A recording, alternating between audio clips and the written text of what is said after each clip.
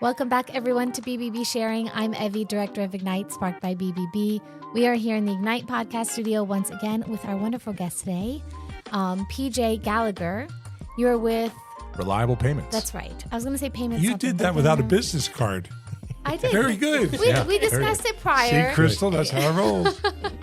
But you're here to tell us about what you do, in particular, how you are an accredited business, what you do for us at the BBB, and some events that you have around town here in Richmond. Yeah. I am going to kind of give the floor a little bit more to Barry and Crystal today, since they know a little bit more about you than I do. This is more of me learning from you. Sure. Happy to be here.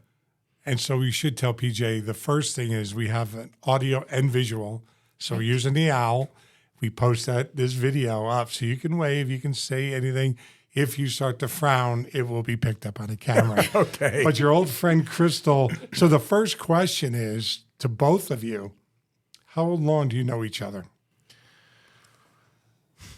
I mean, you figure I've been here 17, 18 years? Yeah. I think, yeah. So Yeah. Did you realize that? Do you Yeah, know each other that long? it's Well, like Debbie. yeah, it's you know, I have been in the Richmond Better Business Bureau office for 43 years. I'm 43 Right. years old, and I grew up in the office. Explain that because people don't know. So I my love dad the is story. Tom Gallagher. He was the president of the Central Virginia Better Business Bureau for 39 years. I was actually born in Albuquerque, New Mexico. He was the vice president out there of that office and was actually in Richmond looking for our house to take over this office when my mom went into labor, and so he had to catch an emergency flight back. And so I was literally here 6 months later, and I've got three brothers, and all four of us boys grew up in the summertime coming to office with my dad down on 700 East Franklin Street. My older brothers, who were a little bit more adventurous than I was at my age, they got them in some trouble with the management of the office every now and again, doing crazy things around the building. And That's another podcast for sure. for a whole other day. But yeah, so I grew up in this office, and I grew up, not only having fun in the office, but watching the work that my dad and what the Bureau as a whole does for businesses and for consumers, and learned very quickly how passionate the mission is to focus on ethics and integrity, and learned very quickly when I saw how emotional my dad got seeing people being taken advantage of and seeing how businesses sometimes get treated unfairly. I learned very quickly that there's a right way to do things and a wrong way to do things. And I learned that from literally within these walls, while they're different walls now, but this group and organization, so 17, 18 years. And but at the end of the day, it's been my entire life has been born out of this office. There's not too many, and your brothers are going to listen to this. Your dad, I can't wait for him to listen to this podcast and see you on camera. He's going to smile. We talk about the boys every once in a while when I run into him, and he's proud of all of you. You have one brother in California. Yep, San that's on a Diego. board of directors of a BBB. Yep, he's the board of the BB out there, which is Southern California and Phoenix. Yeah, in Phoenix. Yep. That's amazing. Yep. And so, Crystal, we're going to call on you for one. Do you know any bad stories you should share? Any bad business stories? No, about PJ. No. No. Good answer. Hey, here's my $20 bill. Right? Please do. Just immediately no. Gotta ask Debbie that So one. the next question would be, PJ, do you know any bad stories about Crystal? No. Good. Okay. I only hear wonderful stories. Because there might have been a few when she was a young kid. She started here not as young as you. Yeah. You were 6 months old, I guess, when you got here or whatever. Yeah. But your mom was a big part of this organization also. So what I'd like to talk about, Crystal, explaining the Better Business Bureau today versus when PJ got associated with it, or what happened. You came in right after Google started, right? And you started seeing the change when the way businesses and consumers did business away from the BBB, probably without BBB.org and all. Anything come to mind that say this is what you saw as a difference? Do you want to start with before computers and everything was in writing on paper? And Yeah. I mean, so when I first started, that's kind of complaints were handled that way. We didn't have the computers in the office. You had one computer for everybody. A wall of file There cabinets. was a wall of file cabinets. There was a book that we printed that was the AB roster.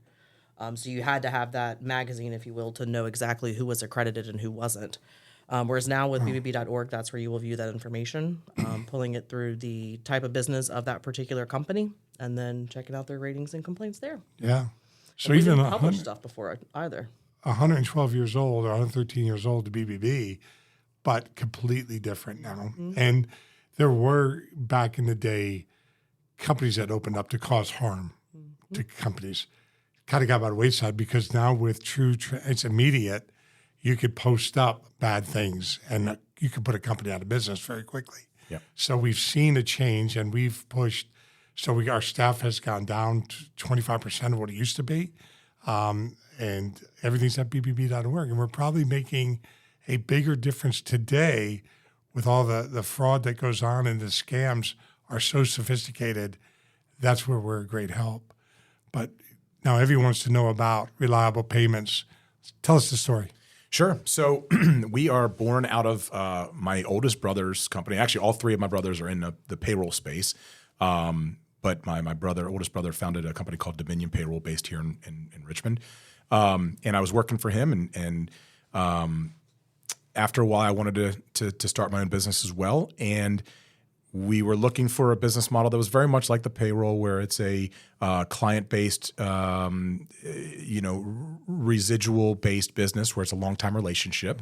I didn't want to wake up on January 1 and have to start over, so I wanted to build a business that you could grow and continue to build. And so we went down a number of avenues, and I remember I called a couple of buddies who went into the payment space after college, and each of them said, "Oh, don't do that. You're going to hate that industry. It's nothing but scumbags and scam artists. It's just bad. It's you have to wash your hands after you meet any person in the industry." And that, I remember those phone calls. That was the definitive point in me saying, I'm going to go down this route because there's something I can do better than what the big guys are doing. Often if you're going to start a business, if you got a great idea, wonderful, go with it. But if you're just looking to start a service-based business, find out what the big guys are doing and find out what they're doing bad, and then do the opposite. Very smart. And so that's how we started. And, that fast forward to 14 years later, and we're still focusing on how are we may not have the best technology in the world. We oftentimes have better prices, but sometimes we're not the low cost provider, but are we providing value to our clients in the fact that, our number one core value is accountability. I hate when you call an 800 number and the person on the other line, you can tell, is trying to get off the phone with you as quick as possible. And you have to call back because what they told you was the fix wasn't the fix. And I hate that. And whenever I hear a client say, I didn't get my question answered on the first call, that infuriates me. We that is our commitment to our people, is that we will fix it as quick as possible on your first go round. And if something is wrong, we're going to admit it and say, we need to fix this. We need to do this. And so that's been our lifeblood, and it's going to be our mantra as long as I'm with this business. Awesome. Go ahead, That's Abby. wonderful. So one of the things that the reason why we brought Ignite here, and what I love what Matt did was he kind of said, here's a whole thing of clay, do with it what you will, to some extent. Of course, we do have to use the logo that's provided, and there are some policies that we still need to abide by because we are with the Better Business Bureau. But essentially what it is, it's being able to communicate more with business owners, your employees, and your consumers in a way that the BBB never really got to before. We were more so known as like, oh, call the BBB if you have a complaint. Or, man, I have to respond to this complaint as a business owner or review. Yep. Now, Ignite provides here, at least in Central Virginia, we provide an opportunity for everybody to come sit at the same table and have a conversation about things. And we do it around pillars. So we focus on mental health, financial literacy, food insecurity, the family unit, affordable housing, accessible housing, all of those things that are going on in the community that affect directly or indirectly the business world in the marketplace. Yep. And so your ethics at Reliable Payment, your commitment to the consumers is really the conversations we want to be having here at Ignite. Sure. So that people can really understand. And one of the great things that we started doing recently was type of business. So the type of industry that you are in, yep. All the people like you, business owners, would sit on one side of the room, and on the opposite side would be the consumers, the people that would one day do business with you.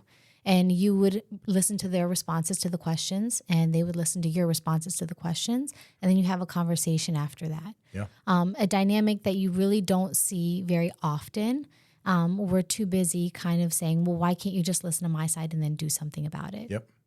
And so that's why we kind of brought Ignite afloat in that way here, in addition to doing the podcast. That's necessary today. The conversations are not happening anymore. And Talk that's the about one your thing that needs to happen. conversations. You guys are still having them, the monthly conversations? Yeah, or- the Connect Local. Yeah, yeah. So explain that. so it's funny. So coming out of COVID, I'm a sales-based organization. My sales team needs to be out in the field, and people were sluggish to get out in the field. And I just had the mantra of we go. We got to find doors that are open. We got to find people that are willing to see us.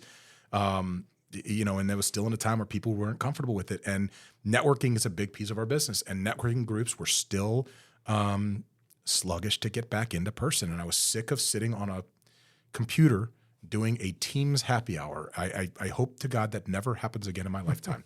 But nobody wanted to host anything. And I finally said, all right, I'll do it. So we started this thing selling Connect Local. And one of the big things we saw a lot of our clients, especially restaurants and light retail, were decimated by policies outside of their control. They spent their entire life building this wonderful business full of passion. Restaurant owners, retail owners, they're doing it because they love what they do.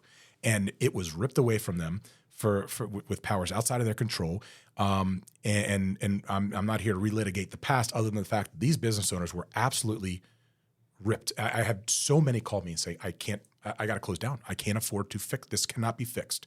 And their entire life was taken away from them. And so we needed to get a story out there, have these people tell how hard it was to run a business during this time. The big chains, they had cash flow. They had war chest built, and they were able to survive it and oftentimes thrive where these mom and pop shops were getting crushed. So I said, we need to get, first of all, salespeople back in a room together talking to each other. But we need them to hear a story. I want them to hear the sob stories. And I'll never forget Mike Morrissey of Morrissey's Catering in Delhi, a great longtime friend of mine. He was the first guest we had.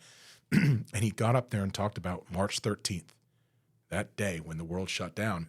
He had $50,000 in catering gigs ahead of him. $50,000 in catering gigs wiped off his books in a day. And he came home that night and sat there and looked at his wife and said, I don't know what we're going to do.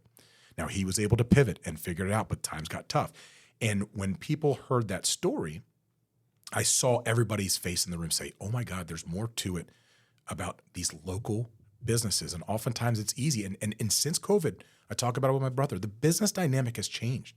The relationship between the customer and the vendor, whether you're business to business or B2C, something has changed. The love isn't there like it was back in the day. But having those conversations and realizing that there's people who go home to their wife and talk about how proud they are of the business that they run. They are doing this out there because they love it and they want to help. And we need to have those conversations. So Connect Local is all about getting people in a room to network, but hearing from local businesses and local breweries and restaurants, and then also having a panel discussion about what businesses are doing to overcome these obstacles. It's paramount today. And at every one, I get up and I speak to the group about who we're hearing from today and what the conversation is. But I say it every single time there. I say, I think it's every person's responsibility to leave our community better than we found it. We have to do that if you want to leave an impact on the world, fix your community around you. We can argue about national politics and state politics and everything else, but none of it matters if people aren't invested in their local community. That is so true. And so what we've done with our conversations, you have the conversations and you have dialogue back and forth. We do it differently because we don't have the guys in the suits, the talking heads, the pretty boys. That's not what you do. I know what you do. Yeah. But there are groups out there, and you know exactly what I'm talking about. Waste of time, and it's just a check-off box, in my opinion. Yep. And I believe families should go home at night, and be with their family because that's one of our pillars. Yep. And our families are decimated, and being back home with them. So we do our events during the day, and everybody's like, well, you get a lot more people if you go at night. You can come during the day, you'll get more contact and more education. Yep. So you're sending your people out for education somewhere. Yep. This is the place to send them. So it'll be interesting down the road if we can work together because I watch your events. I know what you do. Yep. And I think there's something to do between the organizations in some form of way because we work for you. You're an accredited business. We work for you. Yep. We work for all those small businesses, but people never heard that. We had staff that never said, when I started here, I said, we're going to have raving fans. Yeah. Day one, you should have seen those faces. And then we're going to have, tell people we work for them. Yeah. Should have seen those faces. And here we are. Guess what we're doing? Everything we promised. And it's excelled because that's where we're at today. Yeah. Doesn't matter 10 years ago we're relevant. So the last thing, we're at 15 minutes, so we're going to wrap it up. But I want to share this podcast with CEOs of the BBB because I want them to know your company. You happen to be here in Richmond. I happen to know your company. We have switched our credit card processing as a BBB to you. You know, some of these small businesses, and you have a contact, Zach, who picks up the phone. I couldn't get anybody before in these bigger companies. And Zach, what's happening now, and I had a long conversation with him, is these restaurants and all these businesses adding 3%. Mm-hmm. You know, I disagree with that. Sure. It's a cost of doing business. Don't take credit cards. You know, just tell them you need cash, whatever you want to do. But if you need to do a credit card to do a transaction, I'm not saying you're the cheapest in the market, but I will tell people you do respond. And so I don't have to pass on 3% into accredited businesses. I wouldn't do that. There are some BBB offices looking at that question right now because we're we're a nonprofit. Sure. And so talk to people about the relationship you have for BBB offices.